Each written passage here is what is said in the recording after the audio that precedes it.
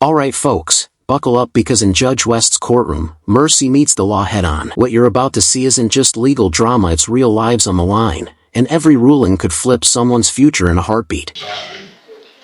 Good morning, you're Paul McCorvey. Yes, ma'am. And this is 24 DCCR 1914. Mr. McCorvey is charged with theft of property, and what is the announcement? Judge, this was the one that it's taken a while to get some things from a probate court, which we did by the last setting. Right. It was reset because we was trying to confirm restitution amount with the complainant. She won't talk with us. I think the issue is Mr. Hoffire is going to try to get with the investigator to see if they can confirm an amount, because basically the restitution was going to resolve the. Right. Correct, Judge, and the notes, according to Mr. Hoffbauer, are that based on that probate order, just a very short conversation with the complainant. Now we have that transcript should get us to a figure that should be able to resolve. Okay. And I can make sure that. If you would, because that's where I thought we were last time. And so if you'll get with him and make sure Mr. Hoffbauer gets on that quickly so that we don't have another reset based on that, please, I will, ma'am. Judge. I'll bring Thank you. All right, stay in touch with Mr. Lewis and he'll let you know when you need to be back.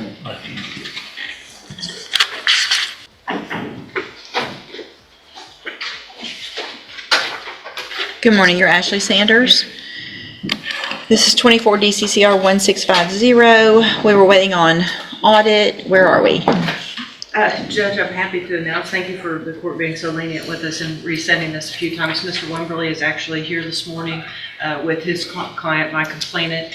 They did send me some documentation just right before docket. He's also indicated that his office is this week making notebooks for Mr. Kelly and myself and having everything scanned in. If we may just have one final, now that we have all that information, hopefully we can I can sit down with them, then Mr. Kelly and I can sit down and discuss it and see where we are, and we'll be ready to finally announce next time. But I did want to confirm we do have all that documentation ordered. Okay. It should be to me this week. All right. Thank you, Mr. Wimberly. All right, so what I'm going to do, And if you want to go ahead and put it on the trial docket, Judge. no. I certainly would understand. Yeah, no, I just want to, let's see. My only concern when I hear notebook is. That's what I'm thinking as well. Talking about. Yes, sir. It'll be about that thick. Okay. With all the text. So why don't we do this? When we come back next time, I want it all done and I want an answer. And so what I'm going to do is reset it to the 1st of January. That should be about a 60-day, a little more than that. I want everything hopefully turned over this week. That gives you an opportunity. So unless there's something else that comes up, I want it all gone through in an announcement at the next court date. Yes. Okay? All right, you're free to go. Thank you, sir. Thank you. Thank you, Mr. Kelly.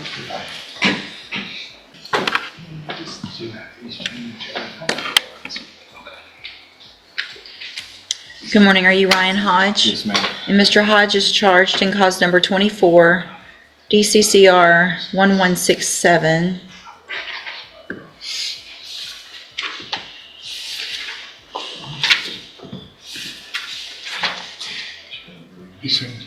With the third-degree felony offense of evading arrest or detention with the use of a vehicle.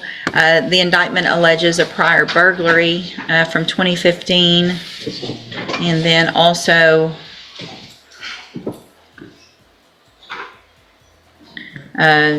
felony of bribing an officer in 2018 and possession of a firearm by a felon in 2018. We had reset that as well, some other stuff as well. Those are out of state.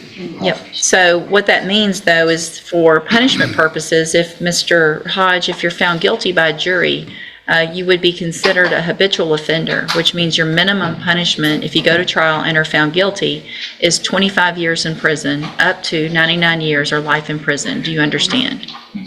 And we reset this case for you guys to watch the video, and have you had an opportunity to review the video in this case? I've seen it prior, like, but. You've seen the video? I think Yeah, he's I've seen seen it with his Okay, previous. so you've attorney. seen the video, and have you talked to Mr. Kimler about it? Answer out loud. Do I know? We've talked about the video. We've talked about it, yes, ma'am. Okay, and I want to make sure, so I have here on the tablet a plea bargain rejection. that shows that the district attorney's office has made an offer, if you wanted to enter a plea of guilty, to go on count 1 only, which is just the offense of evading arrest or detention, not those prior offenses, for a cap of 10 years, which means you would leave your punishment up to me.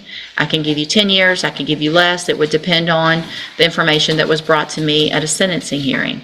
You have every right to reject that and have your case set for trial.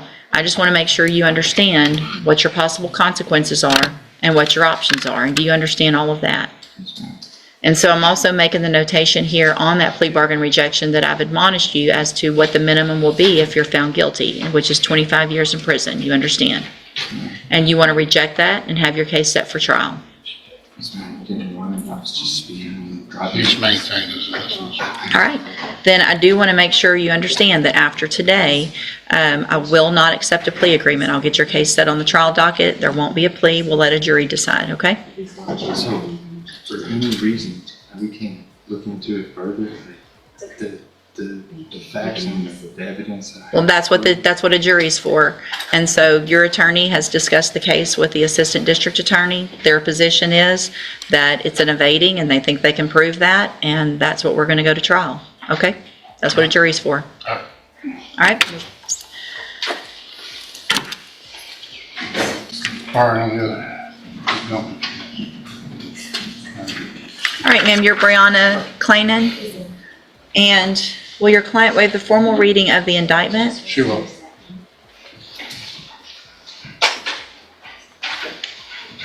Ms. Clanan, in cause number 25, DCCR 0446, you're charged with a third-degree felony offense of evading arrest or detention with the use of a vehicle from March 8th of 2025. And how do you plead to that charge? Guilty.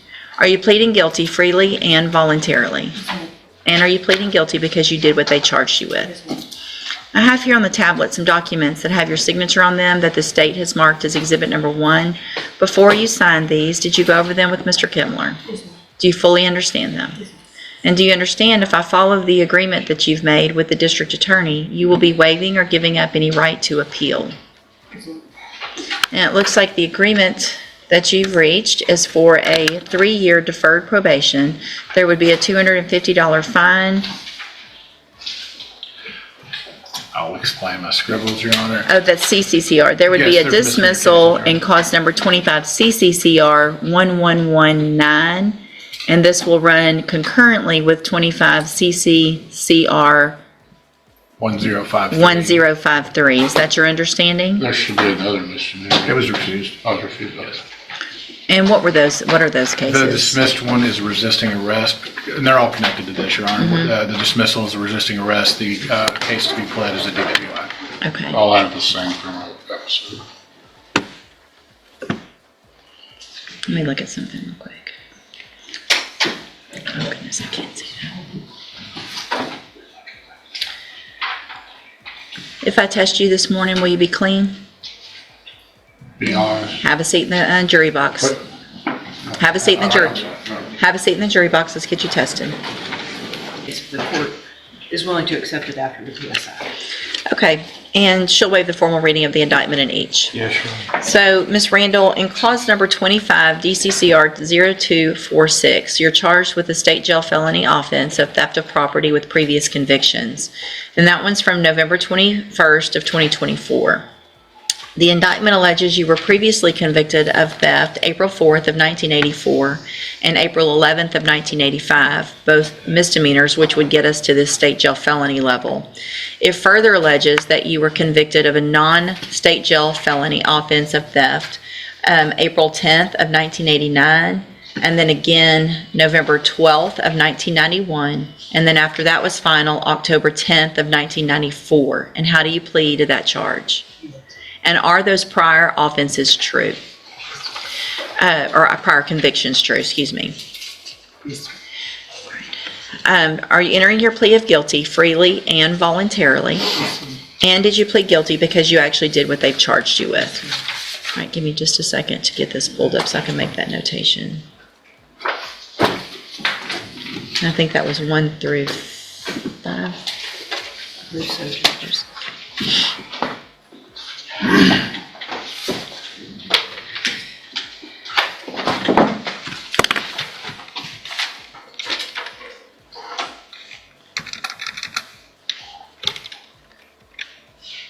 5 or 6, depending on how we want to look at it.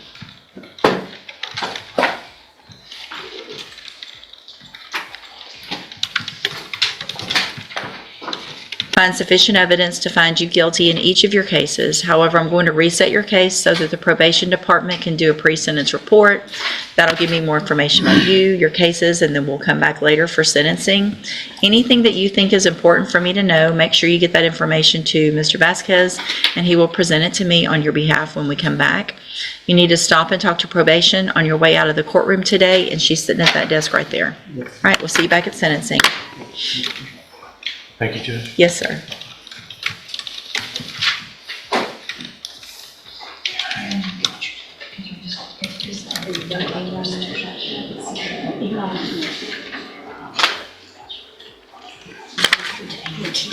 Mr. Gertz, you have Shay Morgan.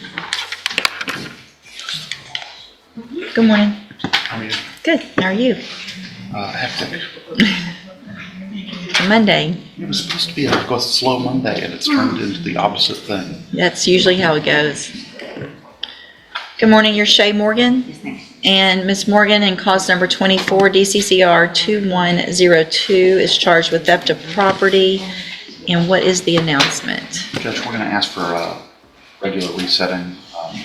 Ms. Malfino and I are discussing a potential resolution. I've also been given some documents from my client that I think will help inform that process. And so, Any issues? No, Judge, it looks like we do, at least for purposes of this announcement, have a restitution figure, so we wouldn't need time to develop that. So Okay. we can just share that information with the council. Okay. Hopefully we can And the resolve case it. looks old, but I realize that you were just hired in the end of July, so we'll just do a normal reset, and then Ms. Morgan, make sure you stay in touch with Mr. Gertz so you guys can go over everything. We'll try to get an announcement at the next court date. All right, you're free to go. Thank you. have a good week. Thank you. You too. I guess I'll see you tomorrow. You have something, maybe? If they make me a fire sale offer, maybe I can. We'll see. Get away off the devil's couch, right? All right, you're Brianna Clayton? Not very smart to be doing anything while you're waiting on court, is it? How old are you? You're 20. So it is time to make better decisions, because smoking marijuana or anything else that has THC in it is going to be a violation of any probation, and it can put you in prison. It's that serious for you to get your life on a different direction. Make sense? All right. Now I can't remember how far I got at all. Let's start over. And she'll waive the formal reading of the indictment. So wait, Did I go through it all or no? You got real close. We had just mentioned the misdemeanor cases. One was being dismissed, one was being run concurrent. Okay. So we've already gone through, and she entered a plea of guilty. We went through, it was a 3-year deferred, $250 fine. All right, so we're going to start back where we left off, Ms. Clayton, and let me go back and ask, did you enter your plea of guilty freely and voluntarily? And did you plead guilty because you actually did what they've charged you with? And then you understand what your punishment is that you're agreeing to, which is a 3-year deferred with a $250 fine, correct? With the dismissal in one of the misdemeanors, and then my understanding is you're going to go plea on the other misdemeanor for a probation as well, correct? Do you also understand, if you're not a U.S. citizen, that a plea of guilty or no contest may result in your deportation, exclusion from admission to the country, or denial of naturalization under federal law? State tenders number 1. no objection. It's admitted. Is there any evidence that Ms. Clayton's not competent? None I'm aware of, Your Honor. All right, ma'am, I'm going to find that you entered your plea of guilty freely and voluntarily. Find that you're mentally competent and you understand the nature and the consequences of your plea. Find sufficient evidence to find you guilty. However, I'm going to reset your case so that the probation department can do a pre-sentence report. That'll give me more information about you and your case, and then we'll come back later for sentencing. If you test positive for anything between now and when you come back, you run the risk of me not accepting your plea agreement. Do you understand? I want her tested when she goes in for her PSI. That's alcohol. And I ran, yeah, that's alcohol also. You don't need to be using anything. No alcohol. You're not even legal to drink alcohol. So by your reaction to Mr. Kimmler, it shows me that you're doing that as well. You understand you can go to prison for 10 years because of this? What y'all did, I mean, y'all jumped out of the car and hid and ran and all kinds of stuff. And it's not funny. I'm not trying, I laugh when I get nervous. Okay. I mean, you're lucky that this didn't turn out worse with you guys running and hiding from the police. It could have been very bad. So if you want your life to go in a whole different direction, you're going to have to make some much better choices. Okay? All right, so you need to stop and talk to probation on your way out of the courtroom today, and she's sitting at that desk right over there, and we'll see you back at sentencing. Thank you, Your Honor. So what do you think? Is Judge West tough or just doing what justice demands? Drop your thoughts below, hit subscribe, and join us next time as we dive deeper into the real-life drama of law and consequence.